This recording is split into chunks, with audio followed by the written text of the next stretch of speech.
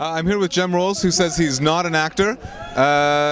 Jem, this year you're bringing a show to town called Leastest Flops, which sounds like it might be a really mean way to say greatest hits. Is that the truth? Well, yes, it's a modest way of calling a show a greatest hit show. Yes, back in January in Copenhagen, this seemed like a good idea and a really funny joke, and no one's actually found it remotely funny or amusing ever since. So, but you know, that's the way Fringe works. Really, you kind of get these ideas and you're stuck with them. Anyway, so I'm doing a greatest hit show. So it's a right battle. I mean, the idea was that I wanted to do a show that was more varied than any performance poetry show I've ever seen. And as I've been performing for quite a while, I've kind of had quite a few sort of styles. So I was just sort of rampaging through the back locker really for the pieces which I thought worked the best, and I could stitch together to make an incomparably varied performance poetry show. So I've got serious stuff, got hard politics, cheap gags, smart gags. You know, I love cheap gags, so they're a major component of the show, really.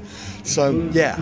How long have you been doing this for, and how many shows were you able to draw from in order to create the Leastest Flops? Well, I've been performing poems since 1994. I never got on stage till I was 31. Something terrible happened, and I've never recovered really. And so some pieces I've actually done 700 or 800 times. The We Won poem, or the Good Sex poem I'm going to do now. I've done them bundles of time. I can basically do them without thinking about them. And I've been doing Fringe tour since 2003, and I started writing a new show every year from 2005. So that's 4 years in a row. I wrote a whole new hour performance poetry show, which very few people do, and that was a fairly taxing process. So I thought I would just give myself a year off of writing a show and just absolutely go for performance in a way that I've never gone for performance before.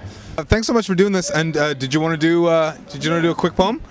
Well, this poem has quite possibly the best title of any poem in the entire history of the universe, because this is called We Broke Up 'Cause the Sex Was Too Good.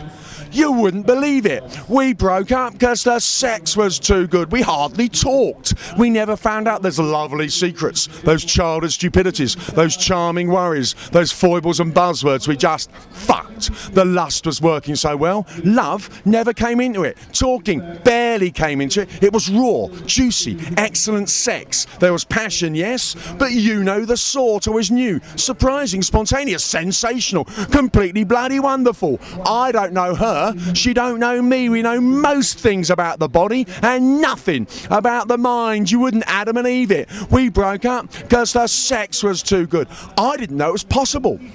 It's not like she was dull. She was funny and clever and different and wild, but all we did was fuck. We tried to meet in cafes miles from the nearest bed, but it never worked. We always found a way. It was someone to fuck and shag and screw, but no one ever someone to make love to. You wouldn't believe it. We broke up because the sex was too good. She found someone to talk to. I found someone to talk to not just fuck. You wouldn't believe it? I don't believe it. But I do think it happened, ladies and gentlemen. We broke up because the sex was too good. Thank you. And I should say, because it's really funny, yeah? Because after I've performed that piece, lots of people do come up to me, yeah? They come up to me in the street or a cafe or a bar, and they go, oh, I've been through that. I know that. I've been through that. But it's only ever men. So I was going to be working on a sequel to that piece, which was going to be called We Stayed Together Waiting for the Sex to Get Better. But we didn't, so I never bothered to write it, so that was the end of that. Thank you.